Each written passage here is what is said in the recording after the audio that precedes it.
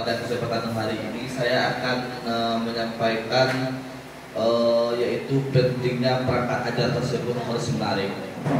Jadi ini sangat berguna bagi kita, terutama bagi guru, supaya siswa-siswa tersebut kedepannya dalam belajar tersebut lebih bersemangat apabila perangkat ajar yang kita sajikan tersebut menarik bagi siswa-siswa kita yang akan kita ajarkan.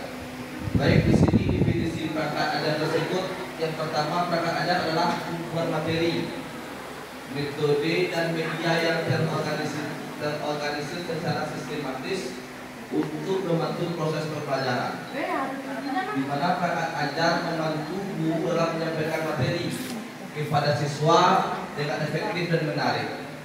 Perangkat ajar tersebut bisa berupa buku teks, modul, lembar kerja, presentasi, video, atau kombinasi dari beberapa macam media.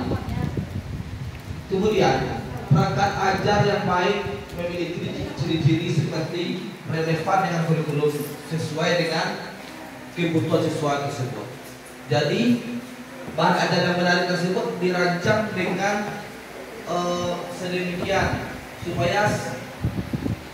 sedemikian supaya memudahkan guru dalam pembuatan perangkat ajar. Di mana pembuatan perangkat ajar memiliki beberapa tujuan penting. Tujuan utama adalah untuk membantu peserta didik mencapai tujuan pembelajaran yang telah kita tetapkan. Tujuan lainnya untuk meningkatkan efektivitas pembelajaran. Perangkat ajar yang dirancang dengan baik dapat membantu guru dalam menyampaikan materi yang lebih efektif dan menarik, sehingga apa yang materi kita sampaikan tersebut sampai dan diterima secara baik oleh siswa yang kita ajarkan tersebut. Di sini Bapak Ibu sekalian, ada 4 komponen utama dalam perangkat ajar. Yang pertama, materi pembelajaran, kemudian ada aktivitas pembelajaran, kemudian evaluasi pembelajaran, dan sumber belajar. Seterusnya, fitur-fitur perangkat ajar menarik. Yang pertama, visual yang menarik, yaitu perangkat ajar yang menarik menggunakan visual yang memikat perhatian siswa, seperti gambar, ilustrasi, diagram, infografis, dapat memperjelas konsep dan membuat pembelajaran tersebut lebih mudah dipahami. Kemudian interaktivitas yang tinggi, di mana perangkat ajar interaktif memungkinkan siswa untuk berpartisipasi aktif dalam pembelajaran. Selanjutnya ada 3 langkah-langkah pembuatan perangkat pembelajaran yang menarik tersebut, Bapak Ibu. Yang pertama, ada identifikasi kebutuhan peserta didik. Selanjutnya, pengenalan konten dan menggunakan fitur PMM, dan kemudian terhadap evaluasi perangkat ajar tersebut. Seterusnya ada identifikasi kebutuhan peserta didik, yaitu tentang pemahaman siswa dan penilaian, yaitu dapat melakukan penilaian awal untuk mengetahui pengetahuan dan keterampilan peserta didik, dan ada juga bisa melakukan survei atau wawancara untuk mengetahui minat dan kesulitan belajar siswa. Selanjutnya, kita memilih konten yang relevan. Di sini ada 2, yaitu memahami kebutuhan peserta didik. Langkah pertama, kita harus memahami kebutuhan tingkat pemahaman peserta didik, yaitu mempertimbangkan usia dan latar belakang mereka, dan membuat konten-konten sesuai dengan umur peserta didik kita tadi. Misalnya, jika kita mengajar di kelas 5, materi yang terpilih harus sesuai dengan umur mereka. Dan kalau kita mengajar di bangku sekolah menengah atas, kita sesuaikan juga dengan konten-konten umuran anak atau peserta didik kita tersebut. Kemudian menyesuaikan dengan kurikulum, di mana konten perangkat ajar kita harus selaras dengan kurikulum yang berlaku. Kita pastikan materi yang kita pilih tersebut mencakup semua standar kompetensi, indikator yang tertentu dalam kurikulum. Selain itu, perhatikan juga materi ajar yang relevan dengan konteks dan kebutuhan daerah, di mana Anda dapat menambahkan contoh-contoh kearifan lokal yang membantu peserta didik tersebut lebih mudah memahami materi tersebut dan video tersebut yang karena sering dilihat dalam kehidupan sehari-hari mereka. Kemudian pengujian dan evaluasi perangkat ajar.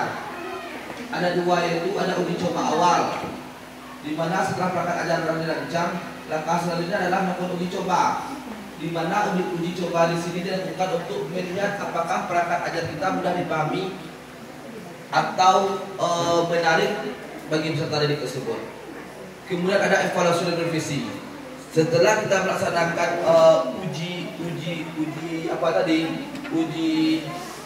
perangkat tadi, dari hasil uji kita tersebut kita bisa menilai apakah perangkat kita tersebut memiliki kelemahan. Kalau seandainya kita masih memiliki kelemahan, perangkat kita tersebut bisa kita perbaiki lagi lebih baik dari perangkat yang sebelumnya. Kemudian ada dua manfaat perangkat ajar menarik tersebut bagi peserta didik. Yang pertama, meningkatkan motivasi belajar.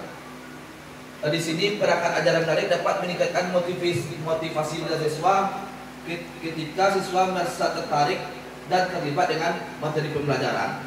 Jadi siswa tersebut sama dengan guru, kalau suatu hal-hal baru tersebut kan mereka memiliki motivasi yang berlebih, atau biasanya belajarnya itu aja, kita beri inovasi baru. Jadi dengan semangat dengan inovasi tersebut, siswa merasa yang biasanya cuma sedikit monoton dalam belajar, mungkin dia lebih aktif, setidaknya dia memperhatikan kita dalam proses pembelajaran. Kemudian meningkatkan pemahaman materi, di mana perangkat ajar yang menarik dapat untuk siswa untuk lebih mudah memahami materi pelajaran dengan menggunakan berbagai fitur multimedia seperti gambar, video, dan simulasi. Kemudian tantangan dalam membuat perangkat ajar menarik. Yang pertama yaitu keterbatasan sumber daya. Ini tidak bisa kita pungkiri sebab kita juga memiliki banyak keterbatasan. Butuh bantuan orang lain dalam mencapai suatu perangkat ajar yang menarik tersebut. Kemudian kurangnya keterampilan guru. Tidak semua guru yang terampil teknologi untuk menggunakan fitur-fitur multimedia dalam mengajar. Kemudian resistensi perubahan, yaitu beberapa guru mungkin enggan untuk mengubah metode pembelajaran mereka yang cenderung belajar dengan sistem tradisional mereka sendiri. Dan di sini yang terakhir, kesimpulan dan rekomendasi, yaitu membuat perangkat ajar yang menarik tersebut merupakan hal yang penting untuk meningkatkan motivasi, pemahaman, dan keterlibatan peserta didik dalam proses pembelajaran. Pemanfaatan fitur PMM dapat memperkaya konten dan meningkatkan interaktivitas perangkat ajar. Disarankan untuk terus berinovasi dan mengembangkan perangkat ajar, didukung oleh pihak-pihak terkait seperti lembaga pendidikan dan pemerintahan. Hal ini akan membantu guru dalam meningkatkan pengalaman belajar yang lebih efektif dan menyenangkan bagi peserta didik. Mungkin hanya sekian pemaparan dari saya. Terima kasih. Untuk itu saya sangat mengharapkan kritikan atau saran dari Bapak Ibu semua, atau masukan tentang bagaimana cara menjadikan perangkat ajar tersebut lebih baik ke depannya. Hanya sekian. Terima kasih. Assalamualaikum warahmatullahi wabarakatuh. Waalaikumsalam warahmatullahi wabarakatuh.